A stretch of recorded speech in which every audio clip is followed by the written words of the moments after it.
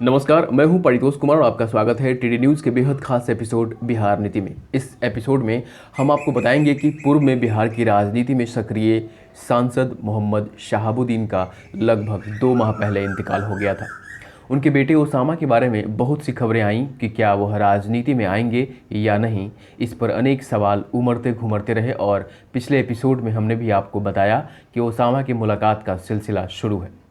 कई लोग ओसामा के साथ सहानुभूतिपूर्वक मिल रहे हैं, लेकिन अब सिवान में भुट्टो ने तेजस्वी को संवेदनहीन बताया है और शहाबुद्दीन की पत्नी बेटे को राजद छोड़ने की सलाह दी है। दरअसल एक बार फिर आपको बताते चलें कि दिवंगत पूर्व सांसद मोहम्मद शहाबुद्दीन के इंतकाल को कुछ ही दिनों में 2 महीने हो जाएंगे। पूर्व सांसद के इंतकाल की सूचना पर देश के कोने कोने से लोग उनके स्वजनों से मिलने पहुंचे, लेकिन राजद के छोटे सुप्रीमो कहे जाने वाले तेजस्वी यादव की संवेदनाएं अभी तक नहीं जागी।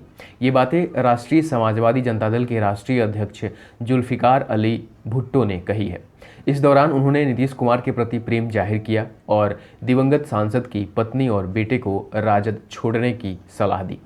आपको बता दें कि बिहार की राजनीति अन्य राज्यों से कुछ हटकर होती है, यह बात आप अच्छी तरह जानते हैं और दिलचस्प भी होती है, यह भी आप जानते हैं। लेकिन जब कभी यहाँ के सियासी चेहरे पर दुख का सितम आता है तो अपेक्षाकृत उन्हें दलगत राजनीति का खामियाजा भी स्वजनों को ही भुगतना पड़ता है।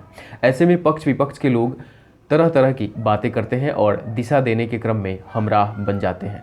बहरहाल भुट्टो का सवाल यह है कि तेजस्वी ओसामा को सहानुभूति देने क्यों नहीं आए और यूपी में शादी में शामिल होने चले गए अखिलेश के घर पर।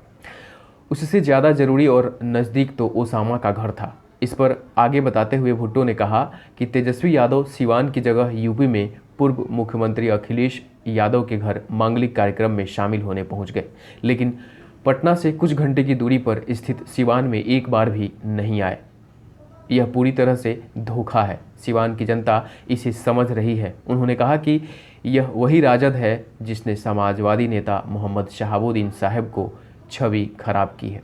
इसलिए मेरा सुझाव है कि साहब की पत्नी और ओसामा को किसी अच्छे विकल्प पर विचार करना चाहिए। तेजस्वी यादव की राजनीतिक इमारत ही बेईमानी, झूठ, फरेब पर टिकी है।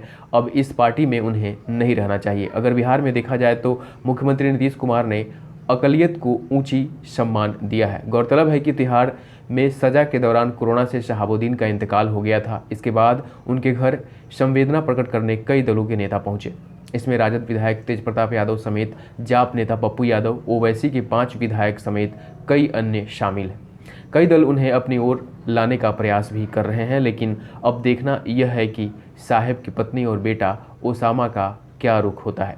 फिलहाल वे पिता के दुखों से अभी निपटने की कोशिश कर रहे हैं। तो ये था आज का बिहार नीति एपिसोड। अगले एपिसोड में हम फिर मिलेंगे बिहार नीति के एक नए एंगल के साथ। तब तक आप देखते रहें टीडी न्यूज़। नमस्कार।